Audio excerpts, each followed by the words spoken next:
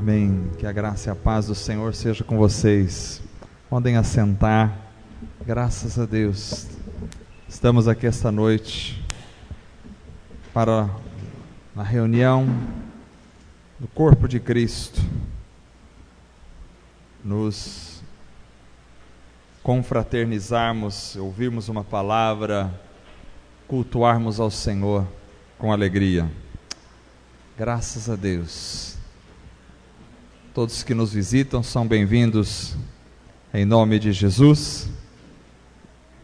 Vamos abrir a nossa Bíblia no livro de Mateus. Quero compartilhar uma palavra com os irmãos.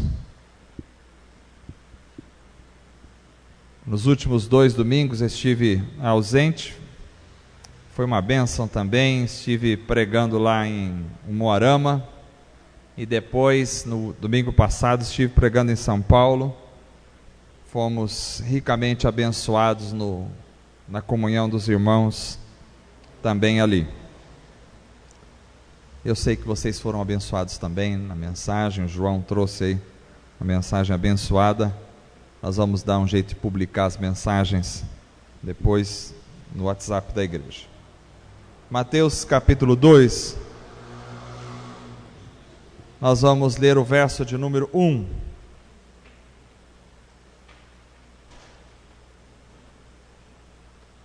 Até o verso de número 12.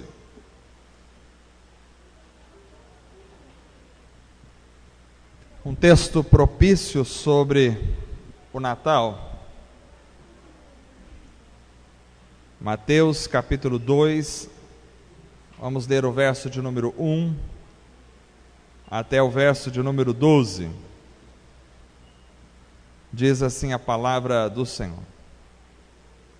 Depois que Jesus nasceu em Belém da Judéia, nos dias do rei Herodes, magos vindos do Oriente chegaram a Jerusalém e perguntaram: onde está o recém-nascido rei dos judeus? Vimos a sua estrela no Oriente e viemos adorá-lo. Quando o rei Herodes ouviu isso, ficou perturbado, e com ele toda Jerusalém. Tendo reunido todos os chefes dos sacerdotes do povo e os mestres da lei, perguntou-lhes onde deveria nascer o Cristo. E eles responderam: em Belém da Judéia, pois assim escreveu o profeta: mas tu, Belém, da terra de Judá, de forma alguma és a menor entre as principais cidades de Judá, pois de ti virá o líder que, como pastor, conduzirá Israel, o meu povo. Então Herodes chamou os magos secretamente e informou-se com eles a respeito do tempo exato em que a estrela tinha aparecido. Enviou-os a Belém e disse: vão informar-se com exatidão sobre o menino. Logo que o encontrem, avisem-me, para que eu também vá adorá-lo. Depois de ouvirem o rei, eles seguiram o seu caminho, e a estrela que tinham visto no Oriente foi adiante deles, até que finalmente parou sobre o lugar onde estava o menino. Quando tornaram a ver a estrela, encheram-se de júbilos. Ao entrarem na casa, viram o menino com Maria, sua mãe, e prostrando-se o adoraram. Então abriram os seus tesouros e lhe deram presentes: ouro, incenso e mirra. E tendo sido advertidos em sonho para não voltarem a Herodes, retornaram à sua terra por outro caminho. Amém. Esse texto é belíssimo, né? E um texto extremamente propício para a época em que nós estamos. Vamos orar agradecendo ao Senhor pela oportunidade de estarmos reunidos mais uma vez, Vamos agradecer pela oportunidade de meditarmos na palavra. Vamos agradecer por tudo que o Senhor tem nos dado este ano. E vamos pedir também pelos nossos irmãos que não puderam estar aqui, que estão viajando, que estão com os familiares. Vamos orar para que o Senhor os abençoe também. Graças te damos, ó Deus, por tudo que o Senhor tem nos dado. Graças pelo teu amor, pela sua paz, pela sua misericórdia sobre a nossa vida. Graças te damos pelo perdão em Cristo Jesus, o nosso Senhor. Graças te damos porque o Senhor nos alcançou. Graças a Deus pelo ano que está se findando e aprove ao Senhor nos conceder mais um ano de vida. Graças te damos. Graças pelo privilégio de estarmos juntos, reunidos esta noite, em nome de Jesus. Graças, Senhor, pela tua palavra que podemos ouvir, que podemos meditar, que podemos pensar na revelação do Senhor para nós. Dá-nos iluminação da tua palavra, a revelação da tua palavra ao nosso coração. Graças te damos por cada irmão que aqui está.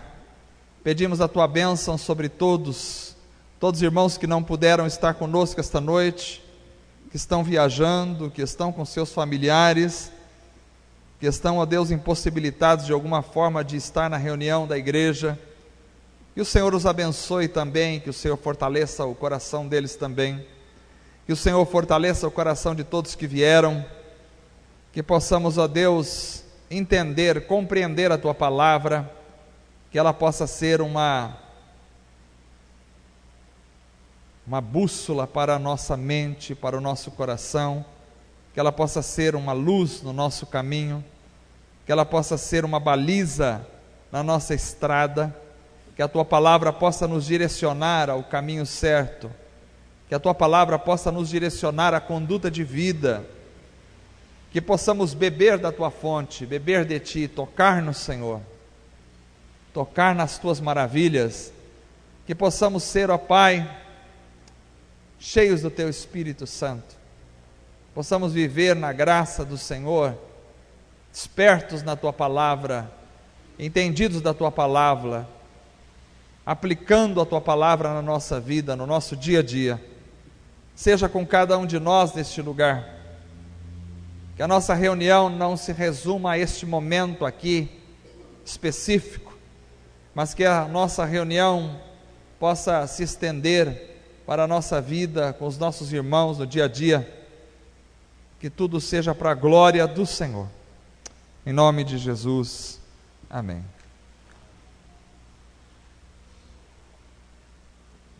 Irmãos, eu quero falar hoje sobre o Evangelho e o Natal.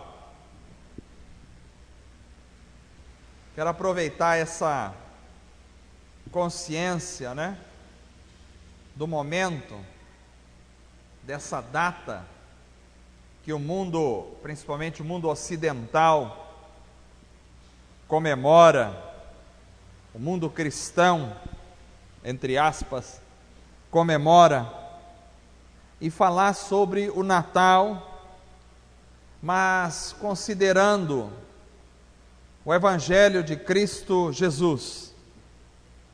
Qual é a relação do Natal com a mensagem do Evangelho? Porque o Natal, como vocês sabem, é uma festa que se tornou cultural no mundo ocidental, se tornou parte da nossa cultura. O nosso Natal aqui no Brasil é um pouco deslocado, até mesmo das questões culturais, no aspecto de que no Natal se fala no Brasil em Papai Noel, em boneco de neve, em trenó, coisas que têm muito mais a ver com a cultura norte-americana, com a cultura do norte, do que com a cultura do sul em geral. Eu acho que não é novidade para ninguém que, muito provavelmente, Jesus não tenha nascido em 25 de dezembro.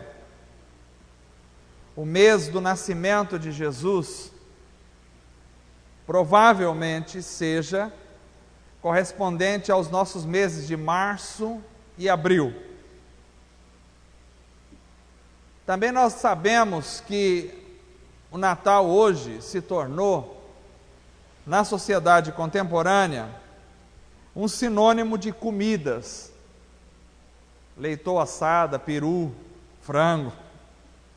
Comidas, bebidas, troca de presentes, comércio em geral. O Papai Noel também não é um personagem que tenha qualquer relação com o nascimento de Jesus, que seria o verdadeiro Natal. Também, como vocês sabem, árvores de Natal, luzes, renas, trenó, não tem nada a ver com o nascimento de Jesus, absolutamente nada. Embora tudo isso seja fruto de aspectos culturais da nossa sociedade, que foram agregando à festa do Natal, o Natal para mim não deixa de ser atrativo, o Natal não deixa de ter um encanto, não deixa de deixar as pessoas mais sensíveis. Parece que as pessoas ficam um pouco mais tocadas na época do Natal, mais sensíveis. O Natal acaba unindo de alguma forma as famílias em volta da mesa. Natal traz lembranças do passado, da época que tinham mais pessoas nas nossas famílias do que agora tem. O Natal dá um certo ar de prazer, de alegria. Então, assim, eu particularmente, eu gosto da época do Natal, mas entendo ela como uma questão cultural da sociedade. Mas de alguma forma eu gosto do Natal, me lembra quando era criança, gosto das luzes na cidade, para escândalo de alguns talvez, eu digo que gosto do Natal. Mas essa noite eu quero falar do verdadeiro Natal, que é realmente o nascimento de Jesus. E quero falar do Evangelho, ou seja, da mensagem que o verdadeiro Natal traz para nós. Nós lemos esta noite o relato da visita dos magos a Jesus. E é claro que no relato não está escrito que os magos eram reis, como diz a tradição. Então nós não sabemos se eram reis ou se não eram reis. E nem diz no relato que eram 3 magos. Diz que foram dados 3 espécies de presentes a Jesus, mas não diz que eram 3 magos. E também o relato dessa noite não se apresenta como os presépios, que mostram 3 reis magos diante de uma manjedoura. Como vocês sabem, quem encontrou Jesus numa manjedoura não foram os magos, mas foram os pastores. Porque conforme o relato que nós lemos, os magos encontraram Jesus na casa. Já fazia tempo que Jesus tinha nascido, e Herodes vai calcular mais ou menos 2 anos, porque ele manda matar as crianças de 2 anos para baixo. Então, Jesus estava numa casa já, não estava mais numa manjedoura, numa caverna, como a cultura popular costuma construir. Os magos encontram Jesus em uma casa. Eu acho esse relato extremamente bonito, mas acho que a gente precisa nos atentarmos um pouco para algumas coisas importantes em relação ao nascimento de Jesus e que nos vão remeter ao verdadeiro Evangelho, à mensagem do Evangelho. Primeiro elemento importante desse texto que eu gostaria de ressaltar é o de que o nascimento de Jesus aponta para a consciência da adoração. Isso para mim é muito claro no texto. O nascimento de Jesus aponta para a consciência da adoração. Ou seja, os magos estavam no Oriente, tiveram uma visão da estrela que os conduziu e eles chegaram a Belém. Chegaram a Jerusalém, perdão. E em Jerusalém eles perguntaram: onde está o recém-nascido rei dos judeus? Interessante porque, primeiro, nós não temos nenhum relato de que algum anjo tenha aparecido para eles, nós não temos nenhum relato de que alguém tenha falado para eles que aquele menino era rei, nós não temos nenhum relato de que alguém tenha falado para eles que aquele menino era rei dos judeus, e muito menos que alguém tenha falado para eles que aquele menino era Deus, porque eles disseram assim: onde está o recém-nascido rei dos judeus? E a explicação que eles dão é: vimos a sua estrela no Oriente e viemos adorá-lo. Interessante isso. Interessante porque os magos veem uma estrela, de alguma forma eles têm uma revelação de que nasceu o rei dos judeus, mas que não era simplesmente um rei, porque um rei não era digno de adoração. O único digno de adoração, principalmente na cultura judaica, o único digno de adoração era Deus. Então eles têm uma consciência de que há um rei nascendo, e que esse rei nascendo não é simplesmente um rei humano, ele é Deus, porque eles vêm para adorá-lo. Nós viemos para adorá-lo. Interessante isso. Então, nesse aspecto, nós entendemos que o nascimento de Jesus aponta para a adoração. E o que significa adoração? Adoração é reconhecimento do Senhor como Deus. Porque se você adora, é porque de alguma forma você reconheceu naquele ser adorado que ele é Deus, porque nenhum homem pode adorar outro homem, nenhum homem pode adorar outra criatura, nenhum homem pode adorar nenhum elemento da natureza. Pela ordem divina, um homem só pode adorar Deus, e só existe um único Deus. E quando eles vêm até Jesus, eles vêm nessa consciência, nesse reconhecimento de que Jesus é Senhor, de que Jesus é Deus soberano, único, exclusivo.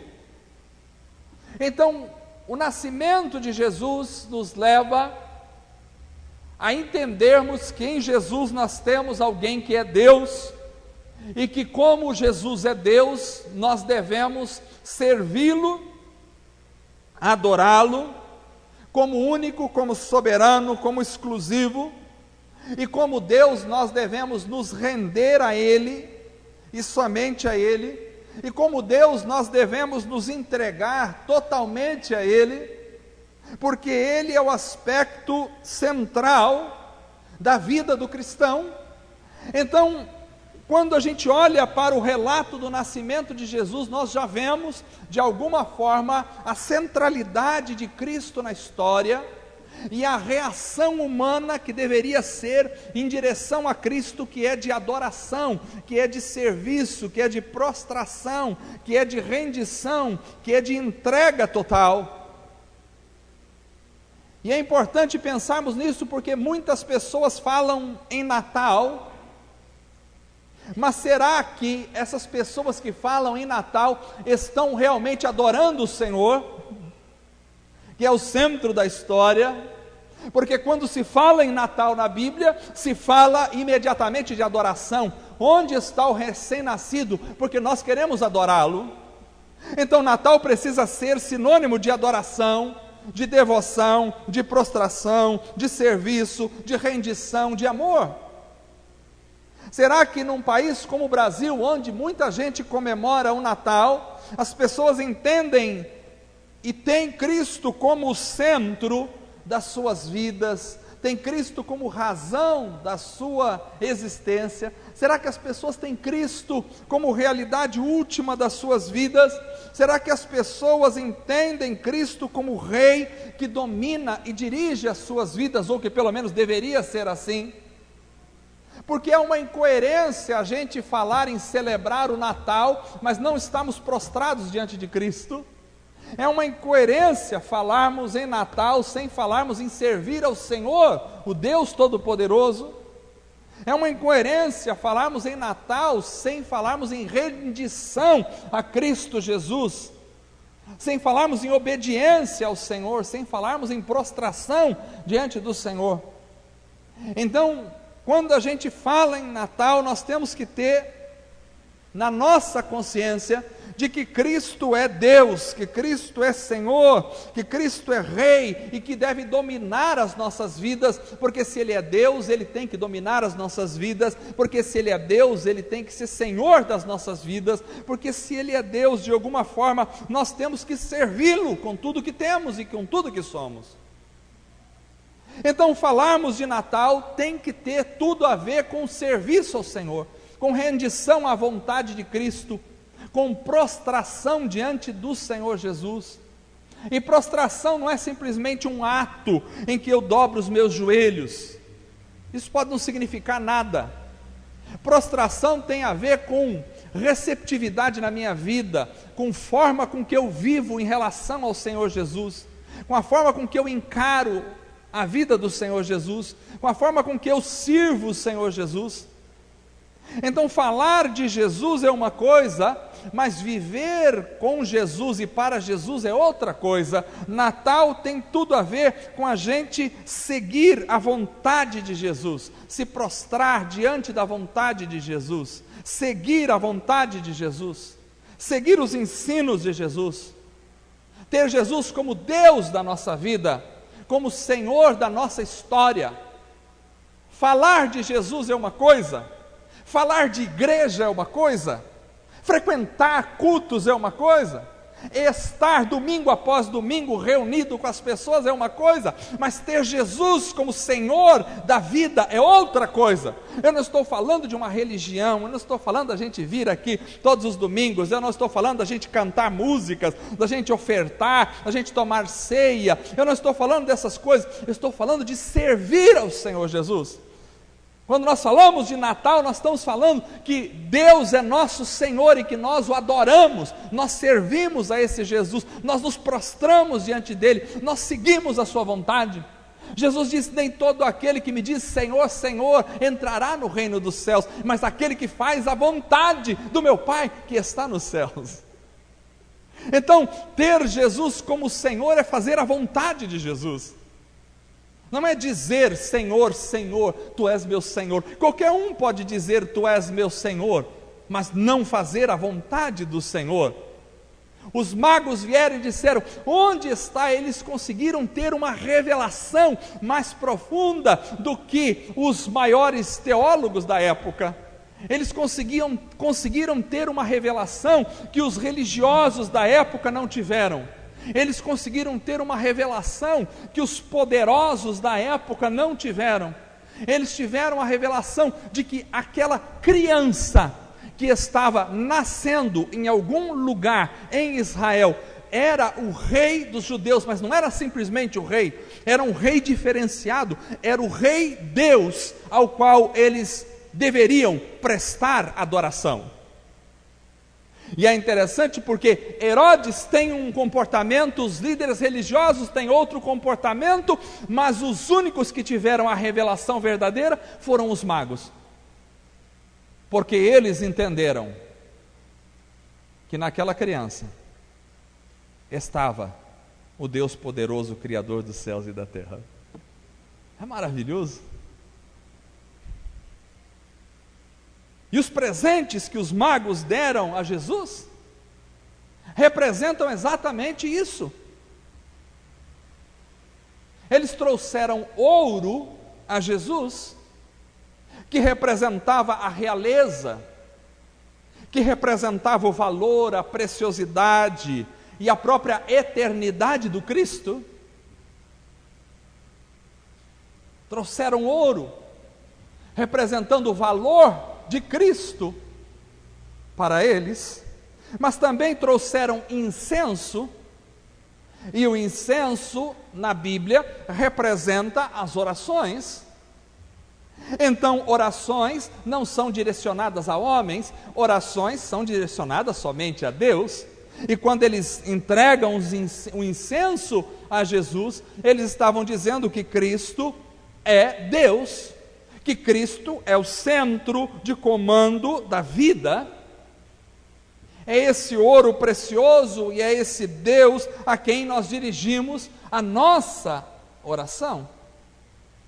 Então a mensagem do Evangelho, que deve ser uma mensagem propagada todo o tempo, não apenas no dia 25 de dezembro, que é uma data como qualquer outra, não apenas no dia 25 de dezembro, a mensagem do Evangelho é a mensagem da centralidade de Cristo, é a mensagem da necessidade da adoração a Cristo, que é o centro da vida, é a mensagem da centralidade de Cristo e da nossa relação de serviço com esse Cristo, porque Ele é o Deus que nos comanda, é o nosso Rei, e nós precisamos nos submeter à vontade dEle.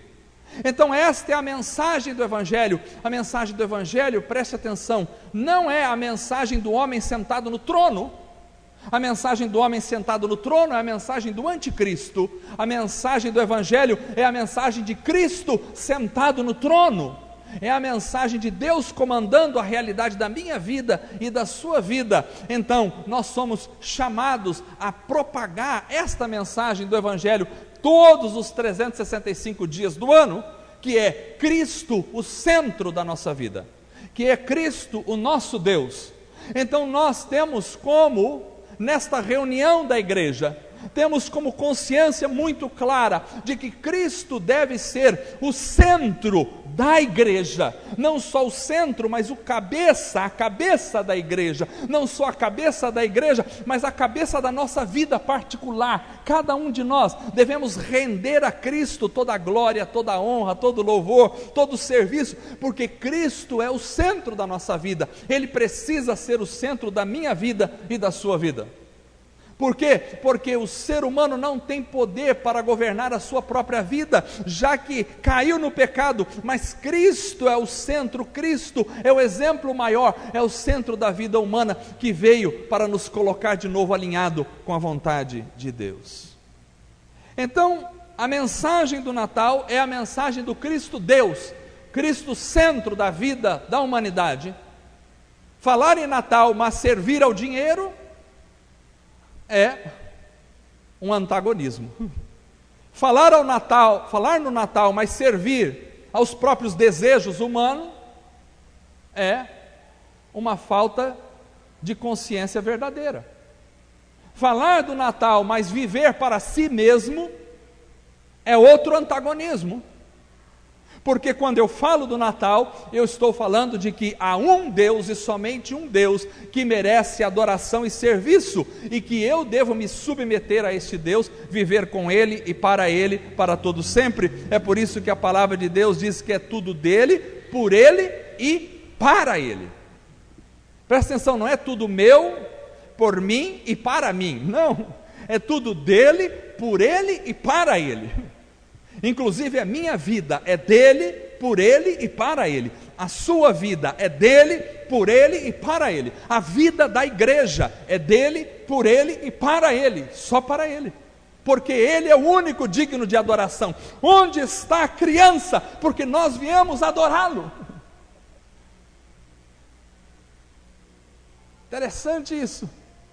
Falar em Natal é falar em adoração ao Senhor Jesus. Muitos são os elementos que se levantam para que você o adore. Uns adoram dinheiro, outros adoram a posição social, outros adoram a religião, outros adoram a si mesmo, outros adoram os familiares, outros adoram a família, outros adoram o emprego, outros adoram qualquer outra coisa. Mas se você está falando no Natal, você precisa entender que o único que merece adoração é o Senhor Jesus, e que nós só podemos viver a mensagem do Evangelho integralmente na nossa vida se estivermos prostrados aos pés do único Deus, que é Jesus. Então, por isso você pode perder o dinheiro, você pode até perder a sua saúde, você pode perder o seu emprego, você até pode perder a sua família, mas se você não perder Jesus, você tem tudo na sua vida, porque quem tem Jesus tem tudo, mas quem não tem Jesus não tem nada. Se no ano de 2019 você tiver muito dinheiro no bolso, você tiver paz familiar, você tiver grandes realizações, e é assim que as pessoas cumprimentam umas outras, grandes realizações para você em 2019, se em 2019 você tiver grandes realizações, grandes conquistas, fazer maravilhosas viagens, mas não estiver aos pés da cruz, nada vale a pena, porque só Jesus vale a pena, só Jesus é Deus, só Jesus é Senhor. O que você precisa em 2019 não são grandes realizações, nem grandes conquistas. O que você precisa em 2019 é estar aos pés da cruz, e tudo te basta. A minha graça te basta, Paulo. Hoje em dia as pessoas não se bastam mais na graça. Eles precisam a graça plus, a graça mais alguma coisa. Nascimento de Cristo aponta para a adoração. Segundo lugar, o nascimento de Cristo aponta para a resistência às trevas. O nascimento de Cristo aponta para a resistência às trevas. Vejam vocês que este relato é rico. Ao tomar consciência do nascimento de Jesus, Herodes e toda Jerusalém fica perturbada. Interessante, porque nasce o rei, e ao invés de toda Jerusalém estar alegre porque nasceu o rei dos judeus, toda Jerusalém ficou perturbada. Perturbação. O nascimento de Cristo trouxe a perturbação, porque João disse que a luz veio ao mundo, mas os homens amaram mais as trevas do que a luz, porque as suas obras eram más.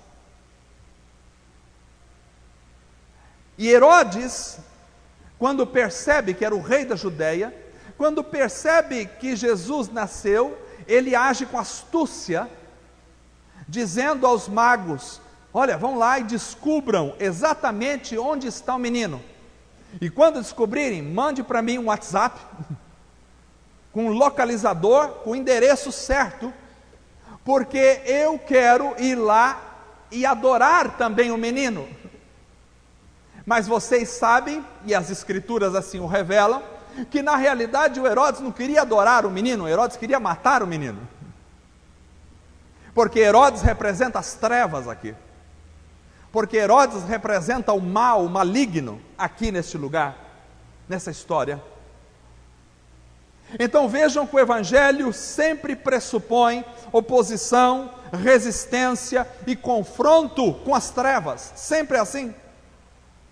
Sempre assim, já foi desde o nascimento de Jesus, porque quando Herodes percebeu que os magos tinham sido avisados e tinham voltado por outro lugar, e não passaram por Herodes para avisar onde estava o menino, quando Herodes percebeu isso, ele mandou que matasse todas as crianças de Belém, de 2 anos para baixo.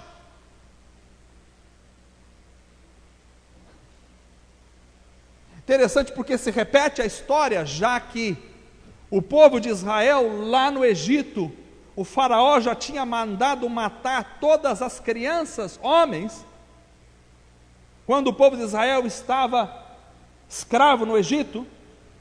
Primeiro o faraó diz para as parteiras: se nascer homem, mata. Lembra da história de Faraó no Egito com o povo de Israel que estava escravizado? Faraó disse para as parteiras: se nascer menino, mata, dos judeus. Por quê? Porque inconscientemente ele já estava perseguindo aquele que ele nem sabia que viria, que era o líder, que seria Moisés, que representava Cristo. Então, as parteiras temeram o Deus de Israel e não matavam os meninos. E o faraó então manda pegar todos os meninos homens e lançar no Nilo, para que morressem afogadas as crianças. E Moisés, então a mãe de Moisés, escondeu Moisés, mas quando ele já estava grandinho, e ela percebeu que logo seria descoberto, ela coloca Moisés num cesto e lança no Nilo.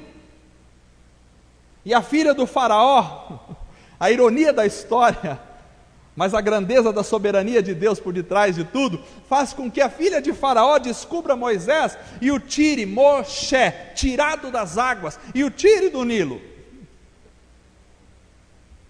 E é justamente esse Moisés que vai dar liberdade, a libertação ao povo de Israel lá na frente. Mas Moisés, o libertador, não vem sem sangue. O sangue acontece porque as trevas estão sempre se opondo à obra da luz. Mas as obras das trevas não podem prevalecer contra a obra da luz, porque a obra da luz é a obra de Deus e ninguém pode prevalecer contra Deus. E a história se repete em Herodes. Herodes é o faraó do Novo Testamento, que vai tentar destruir Jesus e manda matar todas as crianças que estão em Belém de 2 anos para baixo, para destruir, tentativa das trevas de se opor à luz. E é sempre assim, as trevas são uma oposição à luz e a luz se opõe às trevas. Então, quando nós estamos falando de Natal, nós estamos falando de uma guerra. Natal não é simplesmente luzinhas em árvores de Natal, festinhas de Papai Noel para cima e para baixo, não é isso. Natal é uma guerra espiritual. Natal é uma guerra porque ao invés de acontecer músicas natalinas maravilhosas, na época de Jesus o que acontece é choro e lamento em Ramá, porque Raquel chora desesperada e desconsolada, diz o texto, porque já não tem mais os seus filhos, porque foram mortos pelos romanos. Natal é uma guerra. A ideologia dominante do sistema não aceita Cristo como Senhor, esta é a grande verdade. O mundo ocidental fala de Cristo, passa filmes sobre Cristo, agora Semana da Paixão, filmes de Cristo para todos os lados, Natal, Cristo nascendo, presépios para todos os lados na história, música sobre Jesus. Mas na realidade, a ideologia dominante da sociedade rejeita Jesus. Eles falam em Jesus, mas não vivem Jesus. Eles falam em Jesus, mas odeiam, na realidade, Jesus. Sem saber, há um ódio na cultura dominante, no sistema, contra Jesus. A cultura dominante, embora fale de Jesus, não se submete a Ele, nem o serve. E Jesus diz, se vocês são meus amigos, vão fazer o que vos mando. Mas a cultura dominante não é amiga de Jesus. A sociedade, na realidade, influenciada pelas trevas, persegue e odeia os discípulos de Jesus. Em Mateus capítulo 10, verso 22, Jesus dizendo, todos odiarão vocês por minha causa, mas aquele que perseverar até o fim será salvo. Vejam que por causa de Jesus, todos odeiam os cristãos. O mundo fala muito em cristãos e até tem artistas cristãos hoje em dia, entre aspas, na TV. Mas na realidade, a bem da verdade, o cristão, verdadeiro cristão, esse é odiado pelo mundo. É odiado pelas trevas. Há um confronto, há uma briga, há uma luta. O mundo odeia os cristãos, esta é a grande verdade. A ideologia dominante odeia os cristãos. Veja que a perseguição a Jesus e a seus seguidores já começa no nascimento de Jesus. E ela não acabou até hoje. Ela não acabou até hoje. E essa perseguição se dá muitas vezes, por um lado, às vezes de forma física, é verdade. Com prisões, mortes, torturas. Por exemplo, nos países de governo muçulmano, onde os islâmicos dominam, os cristãos são perseguidos, são mortos, são colocados atrás das grades. nos países de orientação marxista e comunista, os cristãos são lançados atrás das grades. Quem já leu o irmão André aqui,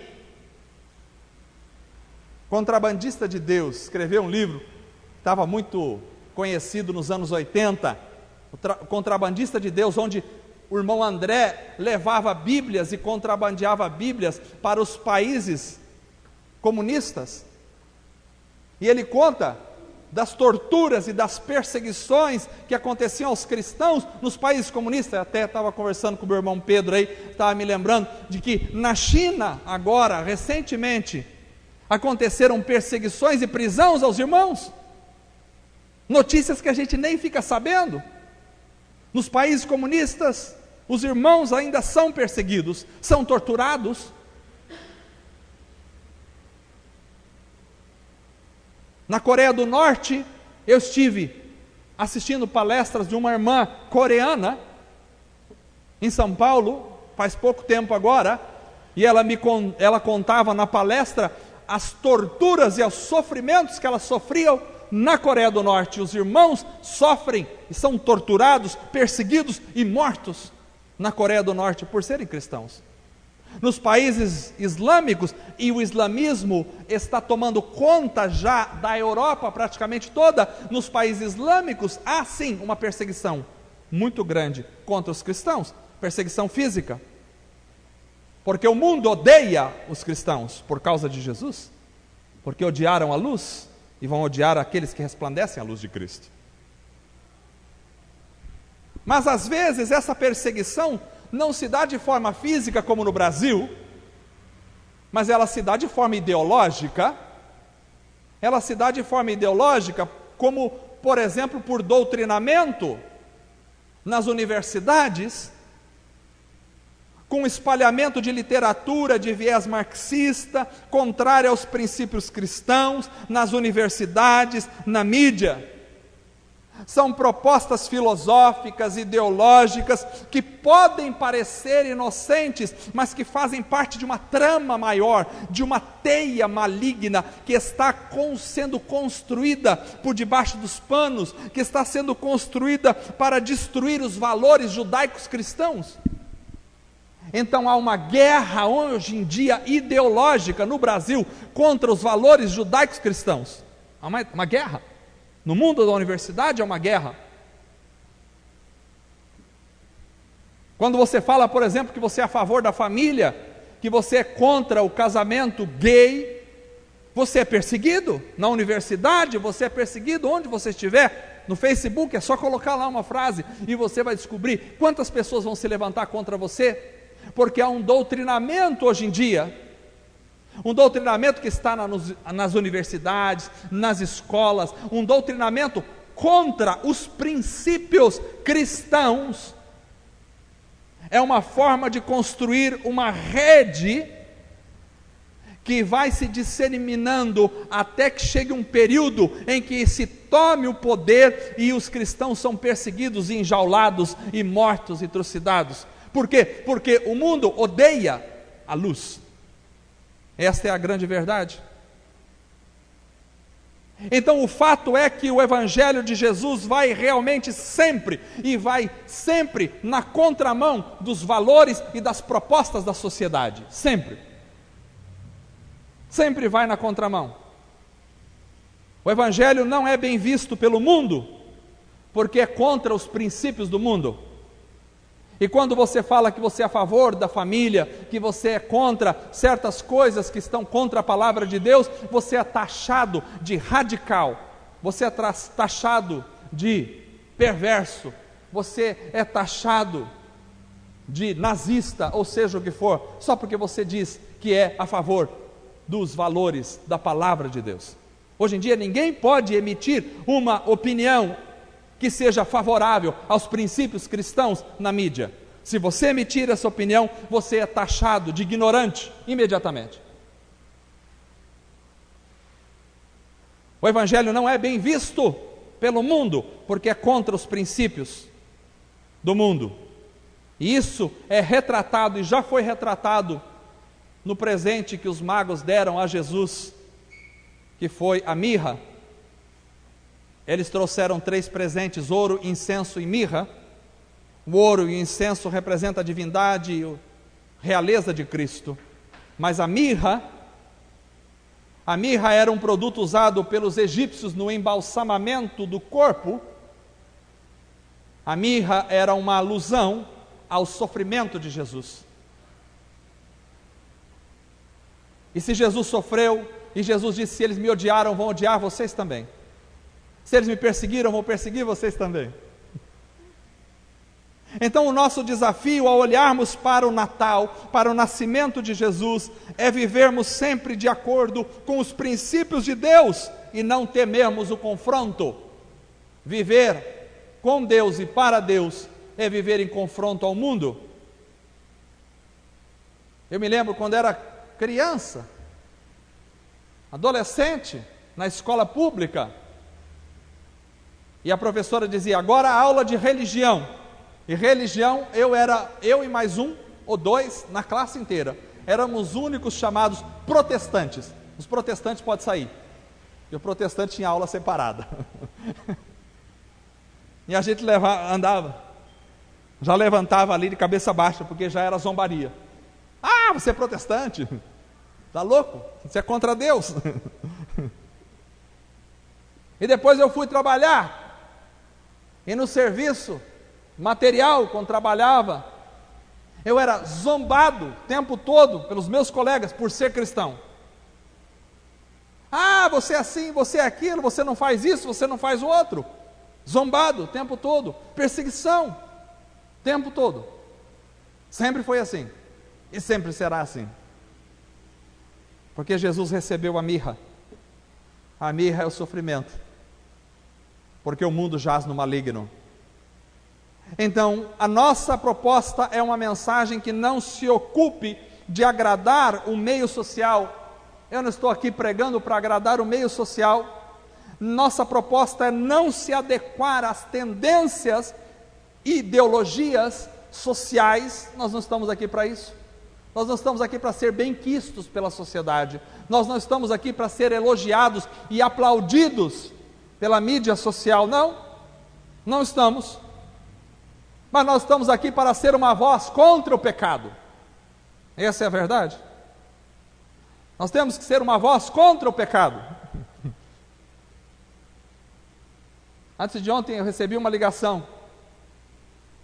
Alguém do portal da Globo G1, um amigo que me indicou e ligou, disse: pastor, nós queremos fazer uma entrevista com o senhor sobre o Natal. O senhor pode falar sobre o Natal para a gente? Eu disse: posso. Então fale sobre o Natal. Eu disse: olha, o Natal é o seguinte: o Natal deveria representar a esperança para a humanidade, porque é o nascimento de Cristo Jesus, mas na realidade o Natal hoje em dia se transformou em símbolo de comércio, de comida, de bebida, porque Jesus veio ao mundo, porque o ser humano pecou, estava destituído e separado de Deus, mas Cristo veio para dar a salvação ao ser humano. A mensagem nossa é a mensagem contra o pecado. Natal de comida, bebida, festa, onde não há cruz, onde não há sofrimento de Cristo, onde não há confronto do pecado, esse Natal é pecaminoso, é perverso, é errado. O Natal verdadeiro é o Natal que prega contra o pecado, que fala contra a iniquidade do mundo. Nós somos uma voz contra o pecado, e a nossa proposta para 2019 como igreja é continuarmos sendo um arauto e uma voz contra o pecado. Essa é a nossa mensagem. Eu não tenho outra mensagem a não ser: Cristo é a salvação contra o pecado. Esta é a minha mensagem. Então a nossa proposta é uma vida para com Deus, ainda que isso signifique perseguição, sofrimento, incompreensão por parte da sociedade, incompreensão por parte da família, dos amigos, não importa. Nós não estamos aqui para agradar aos homens, como diziam os apóstolos: importa agradar ao Deus do que aos homens. Nós não estamos aqui para agradar aos homens, nós estamos aqui para agradar a Deus e não ao meio social. Então Natal é consciência de adoração, mas também é resistência às trevas. Em último lugar, o nascimento de Jesus também remete não só à adoração, não só à resistência às trevas, Mas o nascimento de Jesus também remete ao chamado para a humildade. O chamado para a humildade. O nascimento de Jesus remete à humildade. É o Rei dos Reis que nasce, não em Jerusalém, na capital, nasce na pequenina Belém,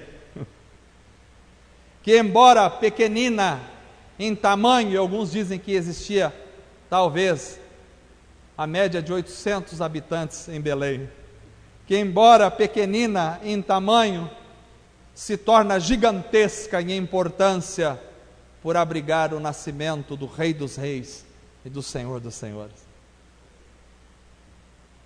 O nascimento de Jesus é Deus que nasce como homem e se rebaixa a si mesmo.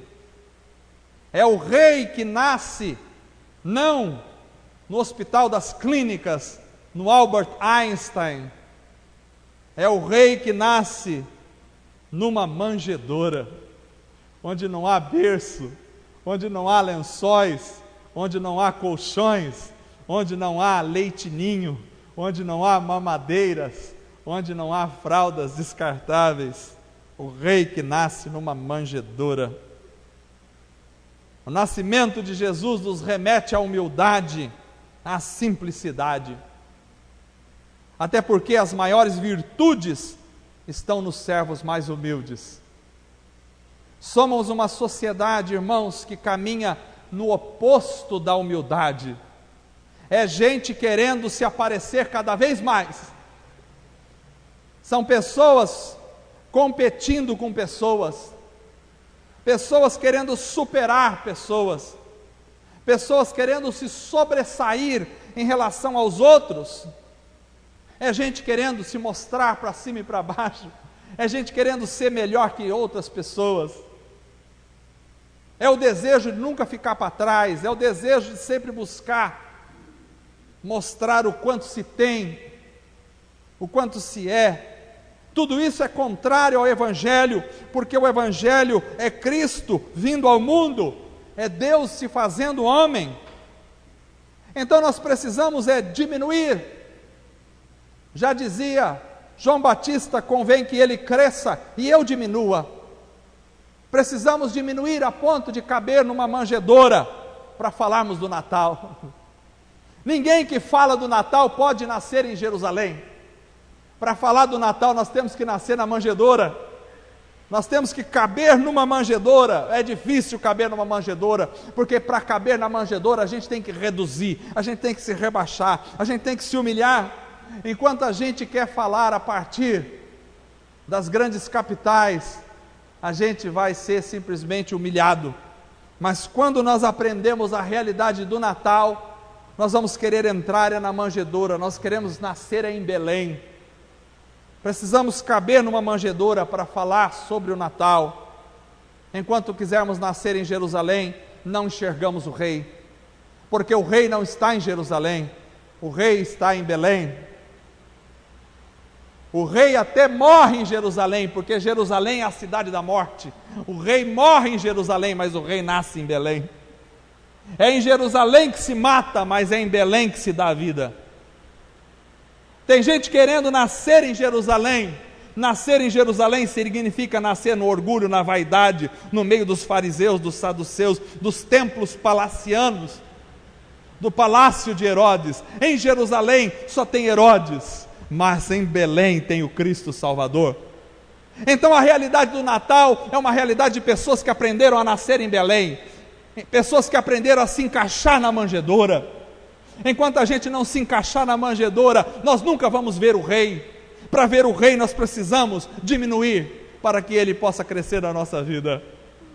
Só vê o Rei quem vai a Belém, quem vai a Jerusalém não vê o Rei, mas quem vai a Belém vê o Rei. Ó, pequenina Belém, é dali que sai o Cristo. Precisamos caber na manjedoura para enxergar o Rei. Precisamos da manjedoura de Belém. A proposta do nascimento de Jesus é vivermos uma vida em humildade, em dependência, é nos acomodarmos às coisas pequenas, é nos deleitarmos no humilde, no simples, Esta é a proposta. A proposta do nascimento de Jesus é a convocação para nascermos em uma manjedoura, para irmos na contramão dos nossos desejos consumistas, da imagem de superioridade, dos desejos soberbos da alma. Até porque os magos, quando encontraram o Senhor, tiveram a transformação de vida. Estava conversando com meu irmão Pedro e ele me abriu os olhos para uma realidade interessante, que os magos, quando encontraram o Senhor e quando viram o Senhor, voltaram por outro caminho. Ninguém que vê o Senhor volta pelo mesmo caminho, porque quando você vê o Senhor, a tua vida é transformada e você tem que voltar por outro caminho. Teu caminho muda, tua vida muda quando você vê o Senhor. Enquanto você não vê o Senhor, você tem um caminho por Jerusalém, mas quando você vê o Senhor, teu caminho volta por outro lado, diferente. Já não é mais o caminho que passa por Herodes, já não é mais o caminho que passa pelos líderes religiosos, já não é mais o caminho que passa pela religião pervertida. Não, jamais. Quem vê o Senhor tem um outro caminho na vida. Então, nós precisamos mudar de caminho. Nós precisamos enxergar o Senhor. Nós precisamos entrar em Belém. Esta é a grande realidade do Natal. Natal não é festas em Nova York. Eu sempre tive desejo de conhecer os Estados Unidos no Natal. Eu queria conhecer Nova York no Natal. Miami, como é que deve ser lindo. Washington. Mas o verdadeiro Natal não está em Washington, não está em Miami, não está em Nova York. Talvez esteja numa cidadezinha do interior do estado de São Paulo, na realidade de corações que abrigaram como uma manjedoura o Cristo para nascer. Natal está na humildade de cada coração que se abriu para receber o Rei dos Reis e Senhor dos Senhores. Onde está o recém-nascido para que o adoremos? Os homens estão procurando grandes heróis para adorar, mas nós adoramos o recém-nascido. Onde está o recém-nascido para que o adoremos? Aleluia! Que Deus os abençoe. Que nessa chuva gostosa que desce do céu possa regar a sua alma neste Natal maravilhoso que é celebrado todos os dias, quando Cristo faz parte da tua vida e você, em Belém, se curva diante do Rei dos Reis, Senhor dos Senhores. Fiquemos em pé para orarmos.